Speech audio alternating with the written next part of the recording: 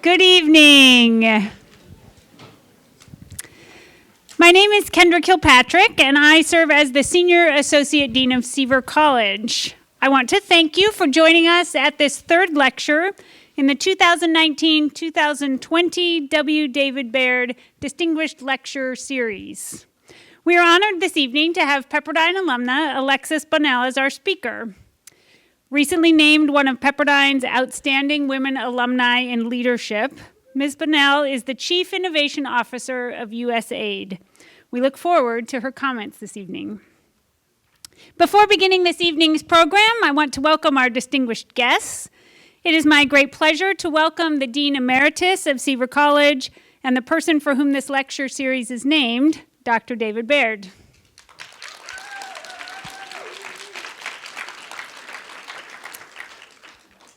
Most importantly, I want to thank each of you for joining us this evening. Before beginning, a few words about our format for the evening. Following our speaker's address, we will take a very brief 2 to 3 minute recess to excuse students who have an evening class beginning at 6 p.m. Students, if you do not have an evening class, please extend our speaker and other guests the courtesy of remaining for the Q&A, which promises to be very interesting. Following the recess, we will proceed immediately to questions and answers. During that time, we will have staff moving throughout the auditorium with microphones, and we ask that you please wait until you receive a microphone to ask your question so that we can ensure that all can be heard. Introducing our speaker this evening is Dr. Paul Began. Dr. Began is a professor of Hispanic Studies and is currently serving as the Associate Dean for GE and Curriculum. A talented educator and administrator, Dr. Began has served as the Divisional Dean of the International Studies and Languages Division for the past 6 years, has led many international summer programs for our students, and perhaps most importantly, is a devoted surfer. It's my great pleasure to ask Dr. Began to introduce this evening's honored speaker. Thanks, Kendra. Welcome. Thanks for coming. Well, it's my pleasure to introduce our distinguished speaker for this evening, Alexis Bonnell. As you've heard, Alexis is the Chief Innovation Officer of USAID, which is the United States Agency for International Development. For the uninitiated, this agency was created in 1961 by John F. Kennedy to help lift lives, build communities, and advance democracy around the world. So through Alexis's work at USAID, she has delivered humanitarian and developed programming in over 25 countries in almost every sector from education to stabilization. Her more than 20 years of experience in management, communications, and innovation have provided her with incredible opportunities to work on or with Wall Street, dot.coms, the Middle East Peace Plan, Afghan and Iraq elections, global emergency response coordination in places such as Haiti and Pakistan, and on over 20 major innovation projects. And Alexis is a founding executive of the U.S. Global Development Lab within USAID.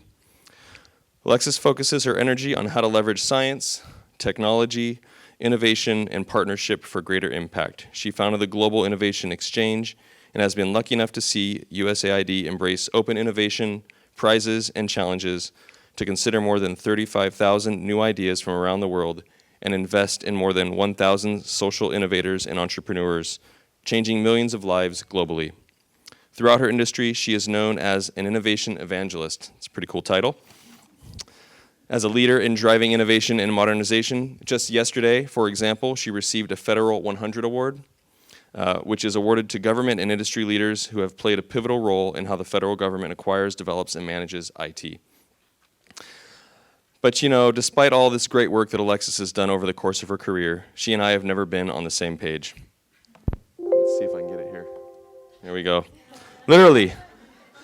Because I'm on page 119 in our yearbook, and she's on page 120. We've both gone through some hair changes also. It's worked out better for some than others. But all joking aside, what makes this Dean's lecture especially sweet is that Alexis is one of us. Before earning a master's degree in business administration from Kellogg Northwestern and a master's degree in direct and interactive media from New York University, Alexis graduated from Seaver College. in 1999 with me, with a degree in advertising and public relations. Like you, she took religion and humanities, ate in the CAF, studied abroad in Heidelberg. Any Heidelbergers out there? There you go, all right. And lived on Dorm Road. And then she took her show and experience and doggedly pursued excellence wherever she went. It is truly a pleasure to have her back to campus for this lecture as a Seaver alum and a Seaver alum who embodies our mission in every way. Without further ado, please give an extra warm welcome to Alexis Bonnell.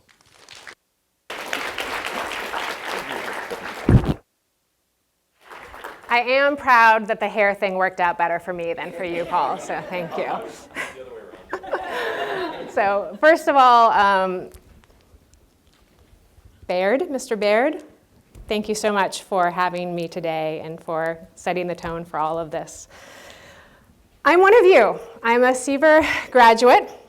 I'm also, hold your breath, a government bureaucrat.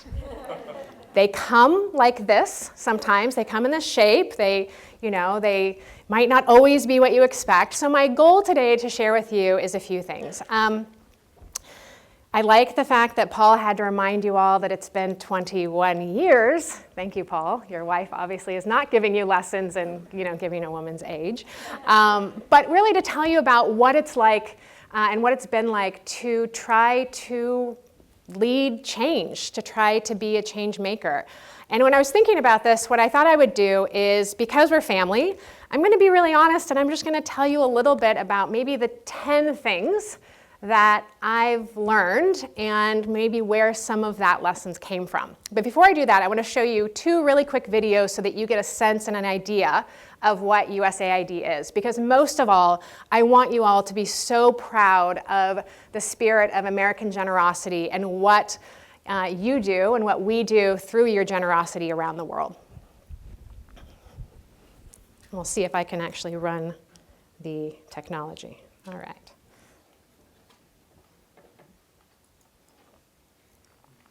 So this was our 50th anniversary.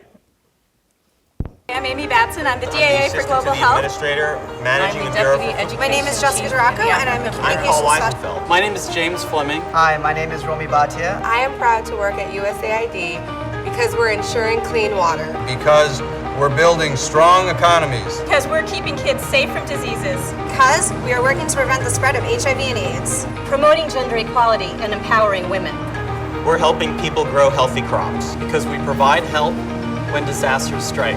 We're supporting groundbreaking research around the world to improve lives. Because we're promoting and facilitating fair elections. We're protecting the environment through innovative economic growth. I am proud to work at USAID because we are supporting entrepreneurship. Because we are providing girls with expanded opportunity and a brighter future through education. Because we're helping democracy work. My name is Winston Allen, and I'm proud to work at USAID because they are doing the most good to the most people at their greatest time of need. I'm proud to work at USAID. I'm proud to work at USAID. So thank you. I share that with you because what I want you to know is that, when you see these lectures, when you hear people, it's not just me, right? There's an incredible amount of people who are dedicated to this. But I am going to introduce you to what is the very special place that I helped shape.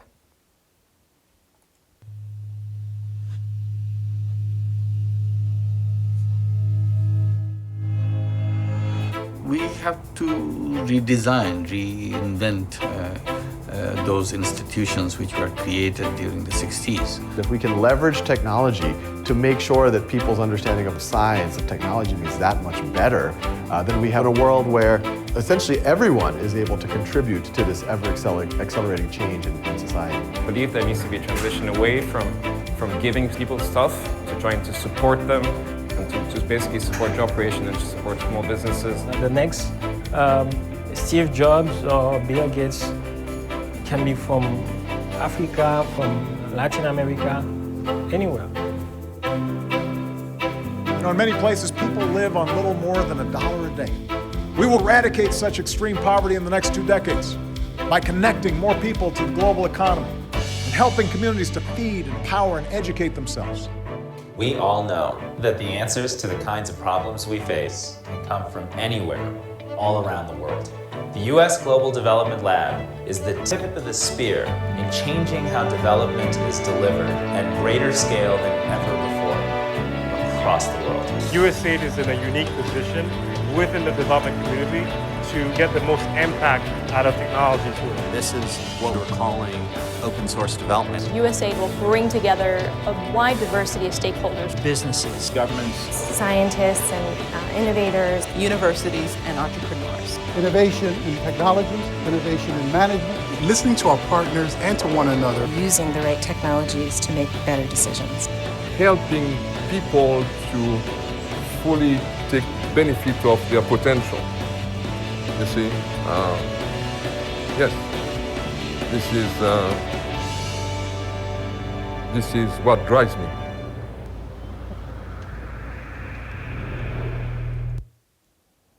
You can bring up the lights. All right. So I hope you all take that as the recruitment video that I meant it to be. I am really lucky. I have one of the best jobs on earth, and that is I get to go to work every day trying to figure out how to make the world a better place and getting to work with the brightest minds, the newest technology to do that. So I hope those videos gave you a little bit of an insight of the framework that I work in. And I'm going to touch very briefly on that, and then I'm going to tell you some really personal things about how I got there and how it was impacted. So you've already seen this. So in essence, what our goal is every day is to discover breakthrough innovations and to get them adopted and to get them used. And the reality is that it takes quite a lot of ideas to get a few good ones and then a few game-changing ones.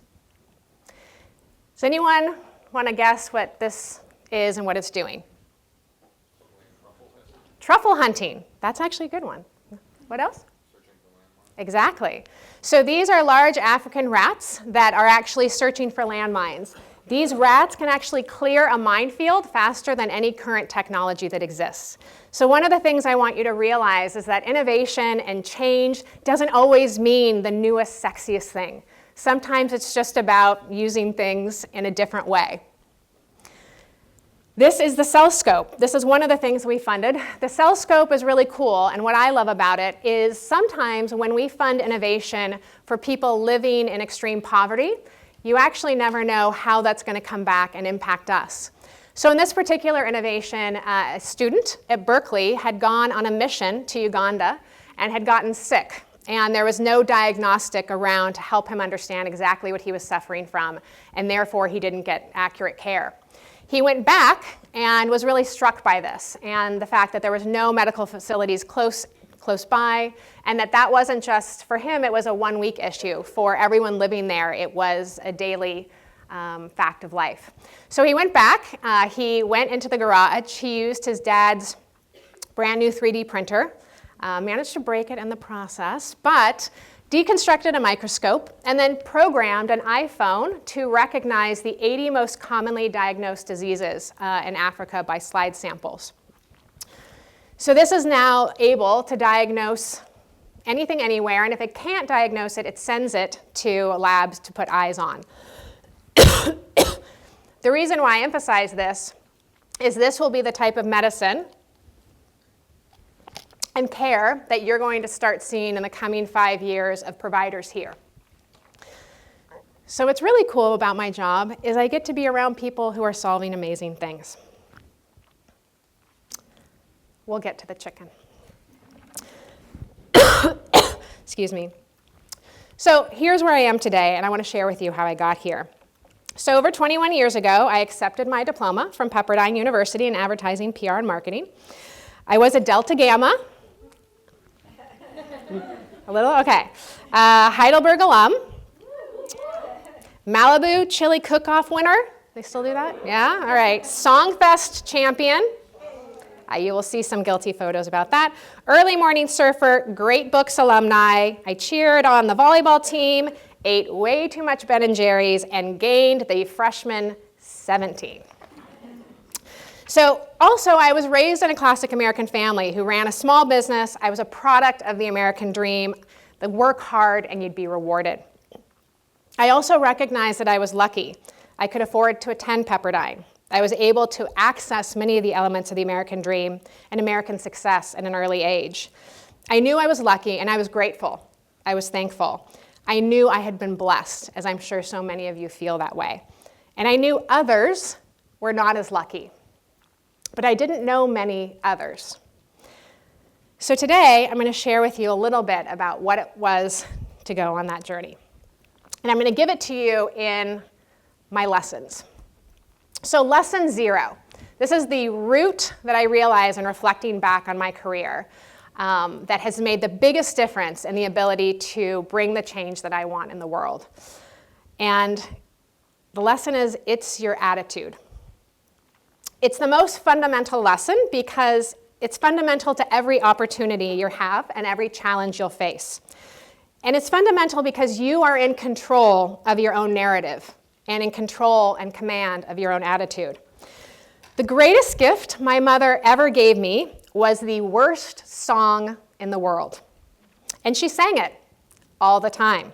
She loved to sing it best when I was angry, tired, sad, ungrateful, jealous, you know, all the fun times. She would sing, and I'm going to give it to you, "It's your attitude, your attitude. You can be happy or sad." Imagine if your mom sang that to you any time that things weren't going the way you wanted it, right? You would hate it, but it would sink in. And I will share right now that the ability to control and direct my attitude is the #1 key factor to my personal resilience and any amount of success that I have managed to achieve or contribute. It's determined if I was a person who could face tragedy like my family's bankruptcy, both my mother and father passing at a young age, being shot, being dumped, being fired. In Guatemala, while I was working with an NGO, I was shot and rushed to a clinic. Not just any clinic. In my days in shock, I told them to take me to the first doctor that we passed. They argued that a good clinic was 20 minutes away, and I said, no, take me to the first one. I mean, you're shot, right? You just want to get cared for. So I got there, and I climbed up on a high table, and I was struck by how short the table was. Now, I thought to myself, I'm a fairly tall lady. And, you know, in general, I was taller than most of the people I met in Guatemala, and so I thought, okay, well, I didn't really think twice about that table. Now, after the doctor came in and sewed up my shoulder and the shock wore off, I realized there were others waiting to be seen. A woman with a chicken, a man with a goat, and a girl with 2 kittens. Yes, I found that my insistence at going to the first doctor meant that I was seen by the local vet. I guess for many people, this would be a moment to feel down, and I did. I had been robbed, shot, and was now being sewed up by a vet. But what I chose to focus on, what I chose to feel, was to be grateful to be alive. To be grateful I was surrounded by these people and their animals and not potential kidnappers. And that my only regret was that everyone involved was kind enough not to take any photos of me. The second lesson I have is, #1, be present, but more importantly, that God gives you 2 ways of navigating life. He gives you open doors, but he also gives you open windows. My plan when I left Pepperdine was to continue on with the momentum of small business success behind me and work in the corporate world. But God was willing to give me alternative paths, like a choose-your-own-adventure book. And I think that every interesting thing that happened in my life had been a window moment versus a door moment. You see, God gives you doors, and he gives you windows. Doors are the easy-to-see moments of your journey, the logical, the practical progression, the things you plan and prepare for. Windows are the special moments of opportunity that God puts in your path, but you have to be curious. You have to be present enough to see them. Most of us are committed to our path and our doorways. They make sense and they're safe. And most of us no longer exercise being present. With our heads down on our phones and technology-induced ADD, we aren't always able to see the windows that God places all around us. Even now, I know I'm competing for your attention. From the buzz of your phone, from the text the cute guy in your bio class sent you, Be present with me as I share of myself to give you a part of myself, my trust, my story. And you might find it provides you with your next window. Today, I hope that you'll see that if you're willing to see a window, if you're able to make choices about how your path might change, how you might change, and be better at leading others through change. God surrounds us with opportunity only if you're present enough to see it. So my second lesson that I learned is that it isn't your best day of life that defines you, it's your worst. In New York, I planned to get a job at a marketing agency and then return to my family business. Instead, God presented me with a window. An ex-boyfriend who had a friend who was looking to run a call center in Long Island City, Queens. It paid well, so I took the job. And as my family business also depended on a call center, I thought this was going to be relevant. I don't know how many of you are familiar with Long Island City, Queens. It's a vibrant and amazing place, but a very different place, filled with very different people than I was used to. In an agency of more than 500 staff, I was definitely the minority. And on the second day of my job, I was asked to fire 50 people. I spent the entire morning throwing up in the bathroom with dread. It was scary, it was overwhelming, it was sad. I still think to this day that that was the hardest day of my life, including even when I was shot. But after that day was over, it took a lot to intimidate me.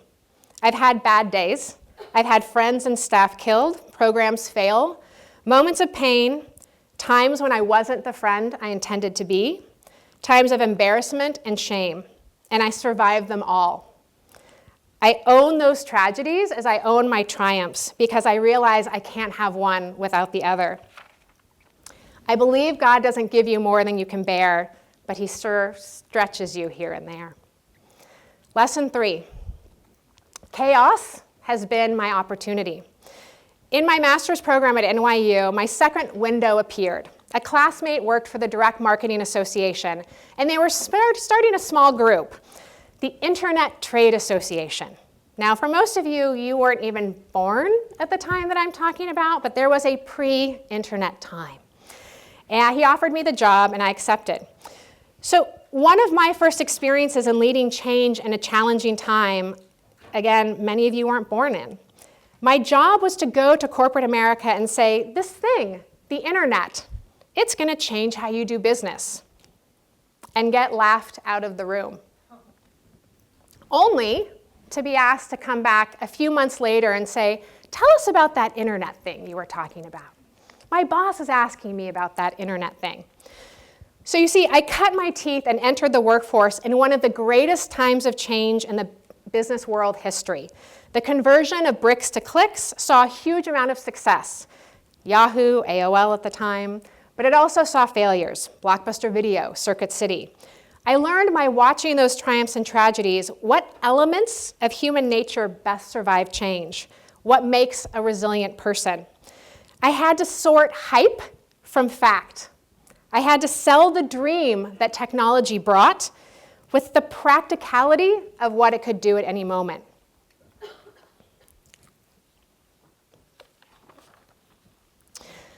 I watched the incredible pace in which improvement and change was possible, and I saw people struggle and be broken by change. My career was catapulted because I realized while I was only 21, I was figuring out this internet thing at the same time that everyone else was. In essence, it was an even playing field. Now the question was how far and how fast I could run it. But all along, I was lucky to have other leaders, other mentors who constantly dropped me, and this was the blessing, constantly dropped me in the deep end of the pool because they knew I'd figure out how to dog paddle. My lesson 4 is that sometimes dog paddling is enough. So one of them, and unfortunately he's passed away, but he was a huge part of my life when I was a student here, is Dr. Roy Adler. Dr. Adler was my advertising and marketing professor. He was wonderful, like many of the professors here, and he always encouraged me. He knew that times were changing and that I had landed smack dab in the middle of a revolution. He asked me when I returned to California after only a few years out of being outside of Pepperdine, would I be willing to teach Pepperdine's first integrated marketing class? I said yes, because mainly if he thought I could do it, I guess I must have something to contribute. I'll let you in on a small secret. Teaching is really hard and intimidating, especially when you're walking into a classroom where you might only be a few years older than other students. I was literally, I promise, almost every day, I was waiting for someone to jump up and scream, "Fraud, why should we listen to you?" Luckily, that never happened, but it was scary. Dr. Adler went a step further and asked me to co-write a book called How to Get Your Dream Job. His part of the book was good. My part of the book, probably not so much. It didn't matter if it was a good book or not. It was an open window, and it was someone who believed in me that I had something to contribute. Dr. Adler was an example of someone who dropped me in the deep end of the pool and expected me to swim. And because he believed I could, I believed I could. And even if it was just a dog paddle at first, over time, I was able to freestyle with the best of them. Look for people who believe you and believe in you. Then just dog paddle as hard as you can to reward their trust. Lesson 5. It is who you know, but it's also who trusts you and the team you create. Advance a few times. So, really quickly, anyone, yeah, Songfest. This is what we look like back in Songfest days, so showing you. Also, anyone recognize Heidelberg? No fencers in Heidelberg? Yeah, okay, I'm getting that. This was my attitude slide.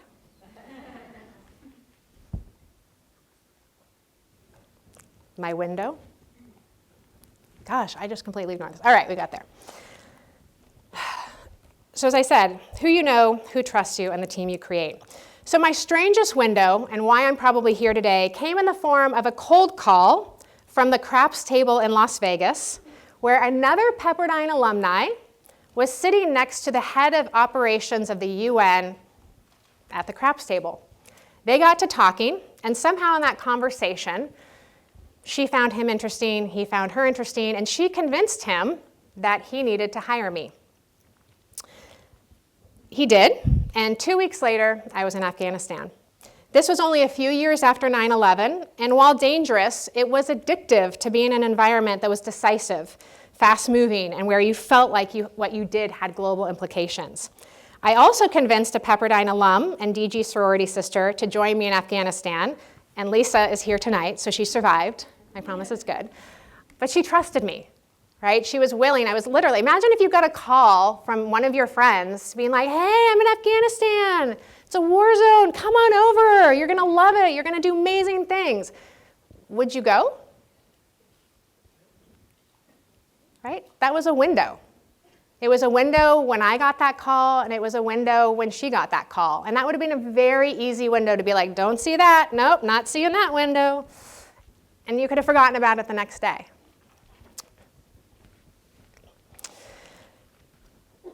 "25 countries, multiple war zones, 4 humanitarian crises, and over $5 billion of programming later. I know it doesn't matter what I'm specifically doing or where I am. It's who I work with and who I work for. And Lisa, I would go to a war zone with you anytime." On that journey, I also met my husband. His love, brilliance, and support have been critical to my last 13 years. He was the team I chose. After returning to Washington, D.C. and joining USAID, I stumbled, and that's why you see the slide behind me. In 1 year, I went from extreme competence and confidence to gaining 80 pounds and being incredibly unhappy. I found myself adrift in a huge bureaucracy, and I went from a relatively small pond to a huge ocean of people, and I struggled to understand who I was and what made me valuable. I struggled with my ego, with how I wanted to be perceived and treated. In order to overcome this, I had to first love and respect myself and realize that no matter what I did, as long as I brought my best, it'd be okay. When I let go of the fear of how others would see me, I was free. So I had to find new ways of making my mark. The way I did that was to take the worst job, the one no one wanted, and find the very best thing I could do with it. I chose to tackle telework. Oh yes, don't get overwhelmed with excitement, right? Telework, not sexy, not exactly the topic kings are made of. But in my own way, I saw value in it. I saw it was something people cared about, and therefore something I could deliver value around. I know this was a tough issue that many managers might not like, but that I could help steer USAID's culture in the right direction, and I could do it on a topic I was passionate about. My happiness in life is determined by who I surround myself with. And believe it or not, I'm constantly building my dream team. In my head, I have a roster of people that I collect that I know will help me change the world one day. And you might be surprised who's on that team. There's a woman who owns a bagel shop in West Virginia, a digital media entrepreneur in Orange County, and a chiropractor in Montana. And I can tell you now that I have no doubt that at some time in the history of my history in the future, they will come to bear. My sixth lesson was practicing extreme curiosity. I thought I was open-minded. I thought I was accepting of others, but I found myself constantly not listening to others, but instead thinking about what I would say next, how I could sound clever. The more I lost my sense of self and value, the less value I found in others. So I decided to throw out all of my hubris and experience and practice extreme curiosity. I call it extreme because I tried to have empathy and understand that an idea that might feel alien to you can feel logical and moral to someone else. And this is the time to practice extreme curiosity without judgment. Why do they feel that way? What might you learn from their perspective? I didn't have to agree with them, but I could listen with empathy and respect. At USAID, part of the way that we did this was moving away from the normal way of doing business and instead using prizes and challenges.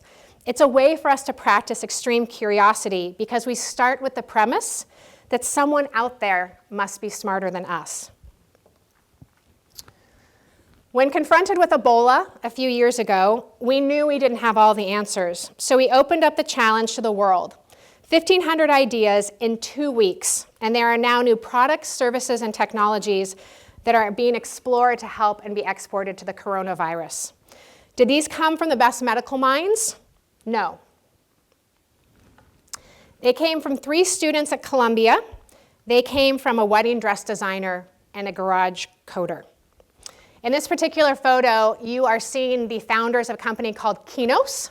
They were 3 students at Columbia, and they saw on the news a photo or a video of someone who was being decontaminated from Ebola getting sprayed down with bleach. What color is bleach? Clear, right? So I want you to imagine right now, if you were a medical care worker working in China, in Wuhan, on the coronavirus, and you were, taking off your hazmat gear and you're being sprayed down by bleach, what is your level of confidence that they've gotten everything that you hope they've gotten? You probably like high confidence factor in that, right? So all these students thought the same thing. They thought, gosh, how do they know that they're safe? So they simply went back and created a bleach additive that would, when first sprayed out, was blue and just was somewhat sticky. So this time when you got sprayed down, you could see exactly where the bleach went, and it actually went clear after it had been in the air, so you knew how long it had time to work for. When we were normally solving Ebola or anything else, are these the people that we would have invited to the party? Were they the qualified people? Were they the experts? No, but they solved it. And that's one of the biggest blessings of my role, is being able to be open and make space for people that are smarter, that have the right idea, and to really make the bureaucracy bend to them.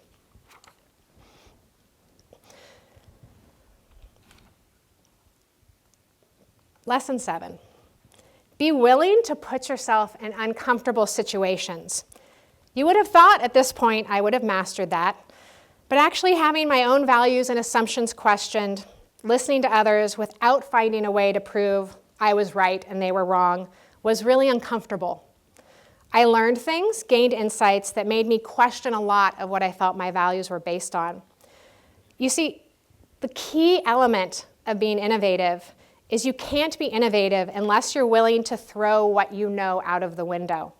In my role at USAID, I have the most awesome job. I get to engage the world's solvers in the toughest challenges. But what I'm struck by is, again, the fact that people who truly have game-changing ideas are never the ones you expect, never the qualified ones. One of my favorites, and some of you may have heard me talk about this before, was a gentleman who applied for our Saving Lives at Birth Grant Challenge. And this was looking to solve different issues having to do with less mothers and babies dying in the first 48 hours of birth. And a gentleman submitted an idea for a breech birth innovation, and that's when the baby's in the wrong position in utero. And this isn't an issue that just affects people in Africa, right, or people that are poor. These are issues that affect everyone everywhere. And if you think about it, does anyone know right now what the technology is that if you went to the nearest hospital that they use for breech birth? It's called the forceps. It kind of looks like barbecue tongs, right? And that technology hasn't changed in 100 plus years. So Jorge Odon got his idea on a new breech birth device from watching a YouTube video of how to get a cork that had fallen into a bottle of wine out in one piece. So the inspiration isn't always what you expect as well. But what's most important is that Jorge Odon was an Argentinian car mechanic. He had no background, he had no experience in this, and yet has created the most cost-effective and newest breech birth device in the world. That's the Odon device. This is an amazing woman who showed up for our Ebola hackathon. We had a very short time to try to figure out how to deal with this disease. She showed up at the workshop, and the intern at the front door, everyone had to kind of fill out what their specialty was, and the intern looked at her sheet and said, "Oh, that's so cute. You want to help?" But this is really complex. This is really tough. This is very technical and scientific. You know, you might find it, overwhelming or boring. And she was great. She said, "Okay, thanks for the warning. Put me on a team." So we did. And this woman actually created the most advanced hazmat suit in the world. She's a wedding dress designer. If you think about it, it kind of makes sense. She knows how to deal with bulky things, how to deal with seams, etc. But if she wasn't kind of audacious and didn't believe in herself, she wouldn't have entered that. And right now, the hazmat suits that are being used in the situation we have around the world are because of her willingness to feel like she had something she had to offer. Lesson 8, respect other people's opinions, but remember they don't define you. As I learned to listen and really hear others, I became more aware of who I was. And while I respected others' opinions, I no longer required their validation. I am not the number of likes that I get. Sometimes being a disruptor and a leader of change means being strong enough to push for an approach even when you know it might fail, crash, and burn. I know that every one of the 100 innovations we find, maybe 10 will be good. That means I have to be as comfortable with my kill and failure rate as I am with my success rate. Let me be clear. Not everyone likes innovation or supports it. Many people would be fine with seeing my role go away, and that's okay. Yesterday, I had the great privilege of hosting the most recent, do I have them? That's more Ebola. Oh, that's coming. All right, this is in a weird order. The most recent Nobel Prize winner. He won the Nobel for Economics. His name's Dr. Michael Kremer. Michael is a colleague of mine at USAID who co-founded our Development Innovation Ventures. That program created a portfolio of over 200 innovations, and it was so successful that only 4 of the innovations alone returned an ROI that was 5 times more than the entire portfolio invested. So you see, leaders like Michael didn't have those wins in the beginning. He had to justify a program approach that no one had done before and to suffer years of doubters questioning him, his program, and these approaches. But I will share that a Nobel Prize might not completely eliminate non-believers, but it certainly seems to make their complaints a little quieter. Last 2 lessons. lesson number 9, be audacious and be authentic. Being audacious means you've truly stretched for the best that you can imagine. You might not always reach it. Reaching for audaciousness, though, at least generally takes you beyond mediocrity. And be authentic. The only currency I have to give you today is my authentic self. My sorority sisters will probably tell you I was a little weird, a little eccentric, and I'm sure they'll remember that. In one competition for Spirit Week, I convinced my sisters not just to make a cake for the bake sale, but that we would have to make a cake of historic and epic proportions. That was not only the biggest cake that was ever made or would ever be made, the most impressive cake, but the best tasting cake too. Sure enough, we roped in every oven in the Towers apartment to bake a 100-pound chocolate chip cheesecake, which was a topographic map of the ocean of the campus of Pepperdine, from the ocean to the sand, to the road, to the entire hill, all edible, people, finishing with the tower. And yes, we won the competition. Are these always good ideas? No. But people are drawn to the audacious, to authentic enthusiasm and passion. I'm still not quite sure how we convinced everyone to help us do this, but I find that people are drawn to positive challenges and will invariably join you. What does being audacious mean now? For me, it means changing our programming to fund social entrepreneurs. That's Michael. It means delivering blood by drone. It means confronting China and cyber threats as part of our development. And most of all, and this is probably the most audacious point for me, is that it means choosing a North Star that is focused on putting myself out of business. That's right. I'm trying to get fired, to not be needed anymore. Because if I am, it means that millions of people around the world have access to health, education, clean water, democracy, and the things that they need. And I'll close with this. Final lesson, number 10. Your life and my life are determined by your relationship with risk. And if you leave with only one thing that I share with you today, it's this. Your life, your potential, the ability for you to change and grow and to lead, it starts with one thing, and that is your relationship with risk. I would argue that your relationship with risk is your number one most important relationship. It will define everything about you. It will define if you can see open windows. It will define how you handle your worst day. It will define your actions when confronted by chaos and whether you're able to see opportunity when others only see threats. It will define if you're willing to dog paddle or if you cling to the sides of the pool. It will define who you know, who you trust, who trusts you, and who wants to be on your team. It will define how and where you're curious, and therefore what you learn. It will define how you are willing to put yourself in uncomfortable situations, and therefore how much you grow. It will determine if the opinions of others limit you, define you, or empower you. And it will define your level of audacity and your ability to bring your true self to the situation. I challenge you to consider and reflect, what is your relationship with risk? Have you even thought about it? And finally, as you confront your day and life, I remind you to be present. And it's your attitude, your attitude. So thank you so much. It's been an honor to share myself with you and to have the gift of your presence.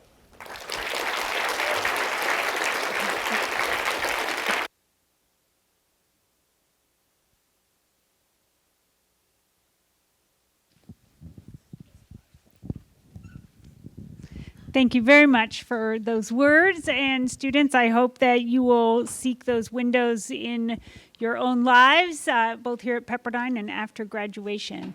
If you do have a 6 o'clock class, we invite you to just take a moment to sort of quietly make your way out. And in about 2 minutes, we will reconvene for questions and answers. I want audacious questions. Audacious questions only, please.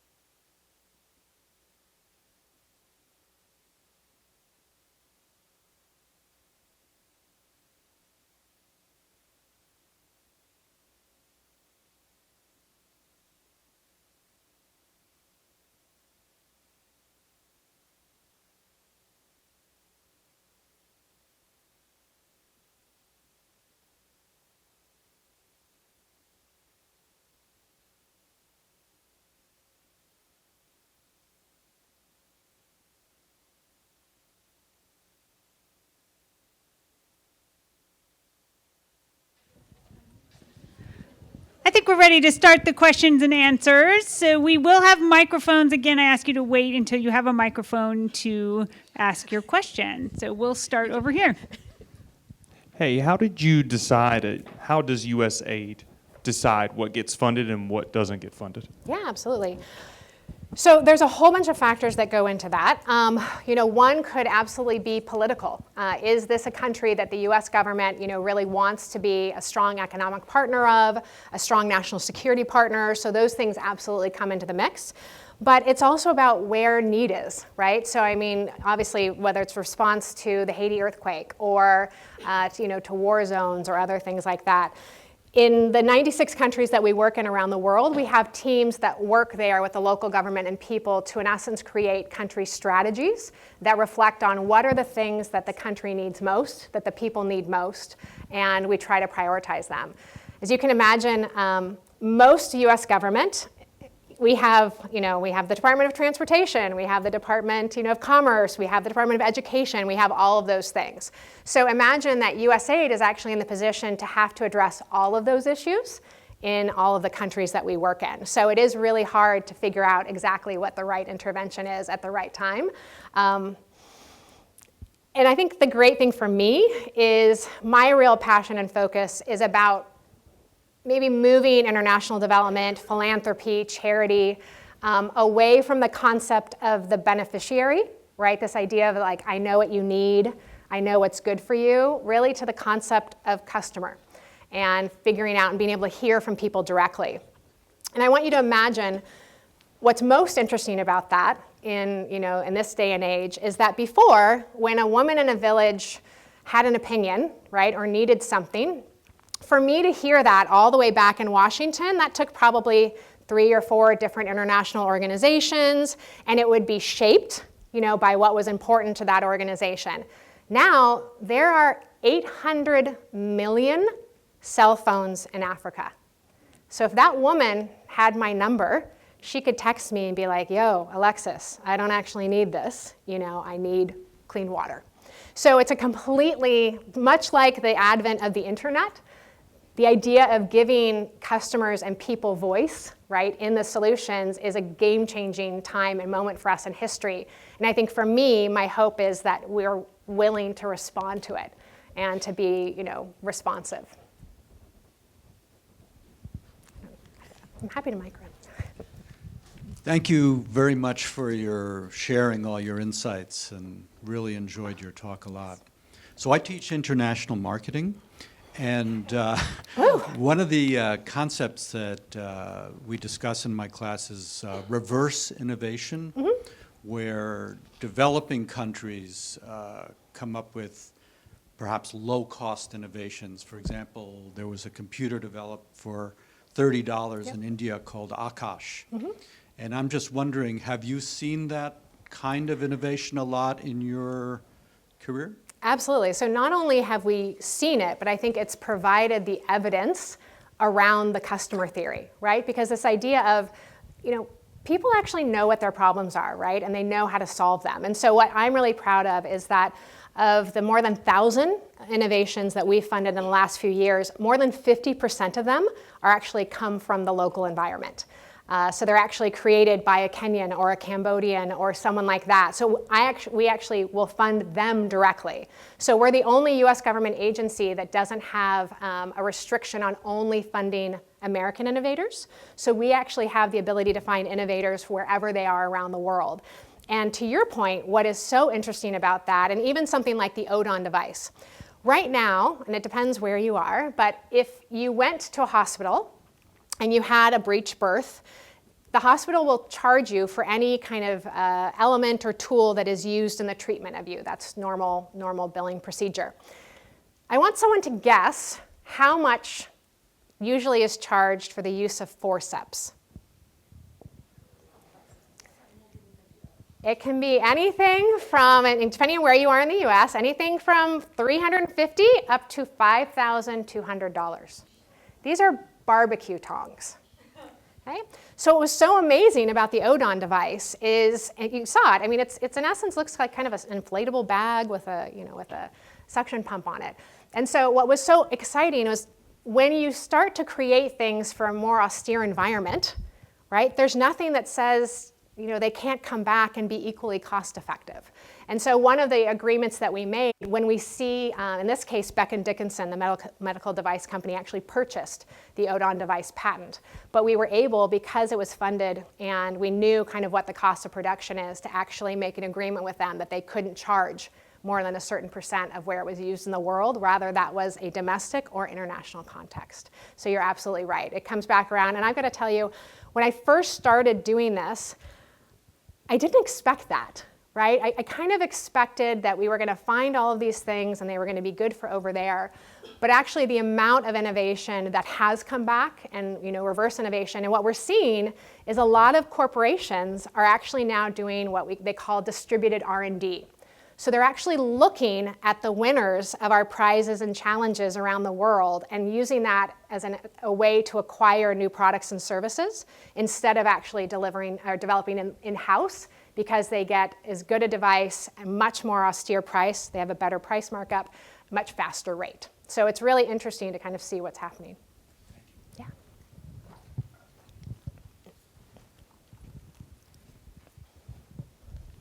Okay, just making sure this is on. Is there ever a time when you think that politics, specifically the interests of the United States, may stand in the way of doing what you need or what you feel is right? This is recorded. When you're asking someone who gets to survive Washington every day, that question. I'm sure that, it's funny, I'm sure I have. There isn't a particular element that comes to mind. What I would tell you might be my lesson number 11 is that every time, I've been through close to 4 different administrations now. And, I serve at the will of the executive branch. And so I adapt to that, whoever that is. I think what's been really interesting about that is that often when you're really trying to do the right thing in the smartest way possible, it kind of comes down to packaging, right? So in one administration, they might be really focused on innovation in the sense of innovation and new technology. Another administration might be really interested in the effectiveness of the amount of money that we spend. And so what I found is that usually when you're trying to do the right thing, when you have the evidence that it's good, you can adopt a narrative that helps the thing that you're doing survive, and not only survive, in many cases thrive. So in the instance of what we've done, everyone kind of thought that every time the administration would change that our work would be cut, right? the innovation work, all of this, that's going to go away now because you have X. And actually, it's gotten bigger every year. So I use that as kind of a topical level, example. But yeah, sometimes it's tough.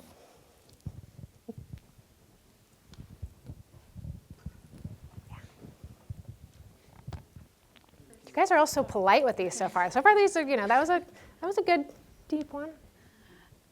Is there, and to what extent, collaboration between USAID and other countries' governments and governmental organizations? Yeah, actually, that's one of my the best parts of my job. So in addition to being the Chief Innovation Officer of USAID, what that means is that I get to interact with all the other Chief Innovation Officers in US government. So I work with the Chief Innovation Officer of NASA, of DoD, of all of those. So number one, it's kind of like a therapy group, right? Being around the smartest people who are willing to ask these incredible questions, it's an honor. But I also get to do that with other nations. So I got to spend, it was a very tough trip. I got to spend a week in Paris. Usually it's not Paris, but I got to spend a week in Paris with the head of innovation for the UK, for Australia, for Canada, for Sweden. And what's so awesome about that is, again, you have these conceptions about how something must work, right? Because it's how the US does it, or it's how we do procurement, or it's how we address, a legal issue. And then you come out of that realizing, oh wait, there's 3 other ways. Canada does it like that. Could we do that? And you go back, and every time I do one of these trips with the other international donors, and we really break down a lot of issues. And they're interesting, right? We're talking about cybersecurity. Is cybersecurity relevant to development? Yes, it is. Oh my gosh, what are you guys doing? What are we doing? But every time I get back, I always have a proactive email from my lawyers saying, I know you just met with all the other nations, so I know you're going to have 6 different ideas and ask if they're legal, so we'll just meet for lunch tomorrow. And they're right? Because every time it's well, your law lets you do that. Does our law let us do this? And so not only do we get to do that, but we actually co-fund with other nations. And so believe it or not, but the Swedish government actually gave the lab $200 million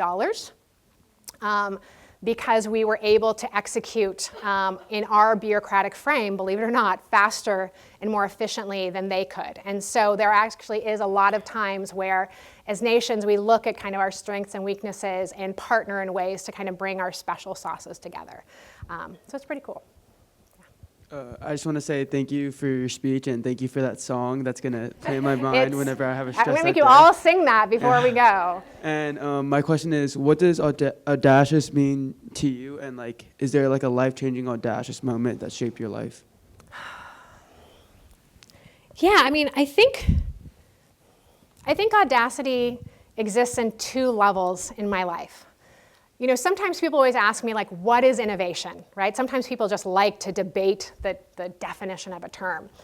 And there's a whole bunch of ways that that's defined. But to me, I focus more on the fact that innovation is something you do, right? It's a verb, and therefore it has to be anchored in people and their actions.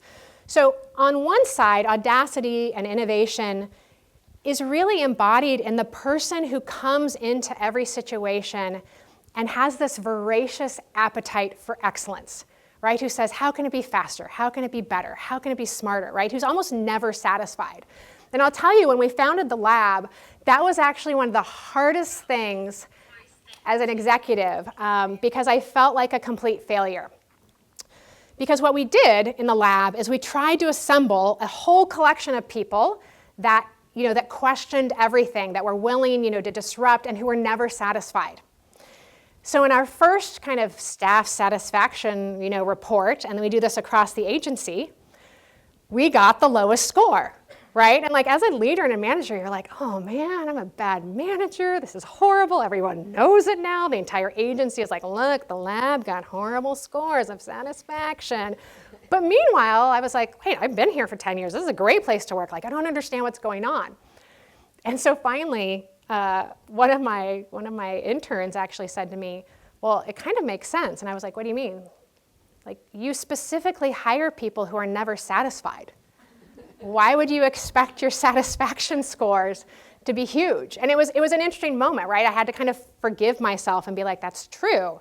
all right, what does that look like? What is leadership of an organization when you hire people specifically, to bring that kind of audacious, how can it be better, how can it be faster? So I think there's the audacity that you can choose to bring to everything you do. I mean, the reason I showed the picture of the cake, right, was that we could have just made a really good cake and brought it in, but it was like, well, if we're gonna do this, let's do this. I think on the big side of audacity was when we were confronted with Ebola. I want you to imagine that you're the head of USAID, so that was my big boss, and the president at the time calls you and says, at the time, our medical care workers, I want you to imagine working in Ebola, working in Liberia, where it's 90 plus degrees and 90% humidity, and you're wearing plastic, no air conditioning, nothing, you're wearing plastic hazmat suits. So what's happening is our medical care workers, their heart rates were reaching 165 beats per minute within about 15 minutes of working. Now, I don't know about you, but when my heart rate reaches 165, it is not pretty.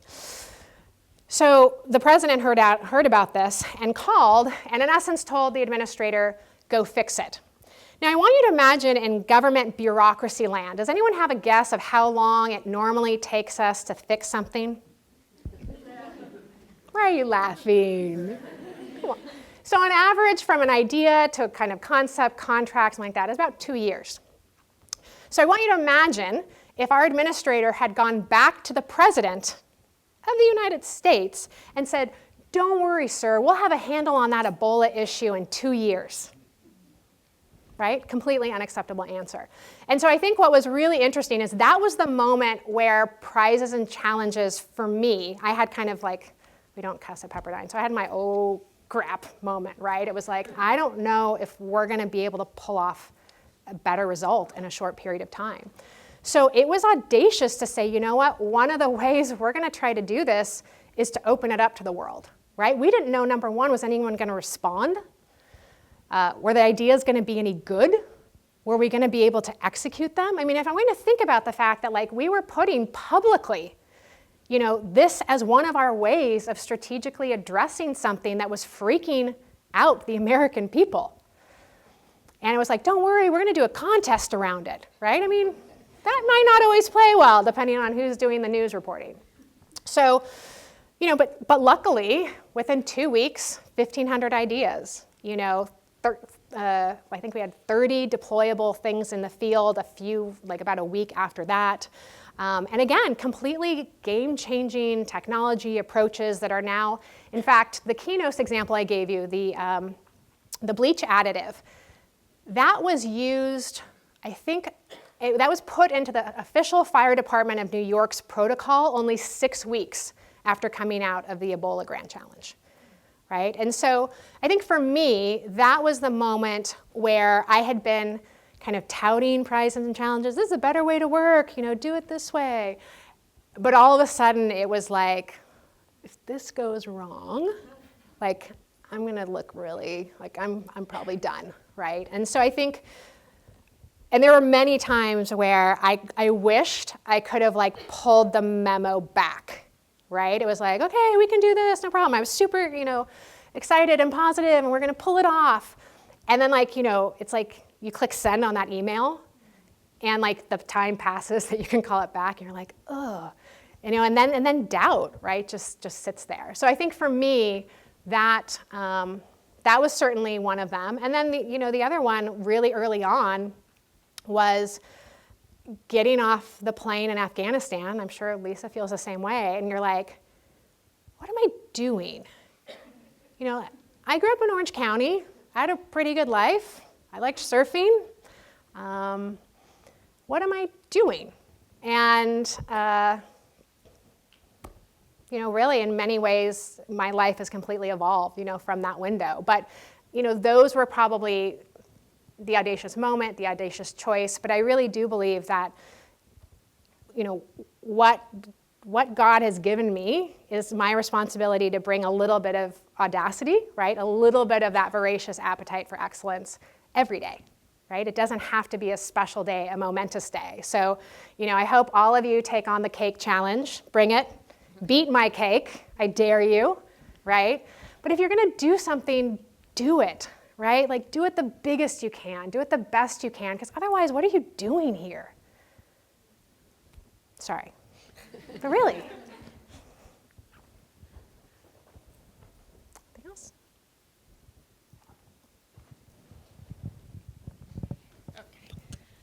Is there anything that USAID is doing right now to take an interest in climate change and the effect that it has on developing nations? Yeah, absolutely.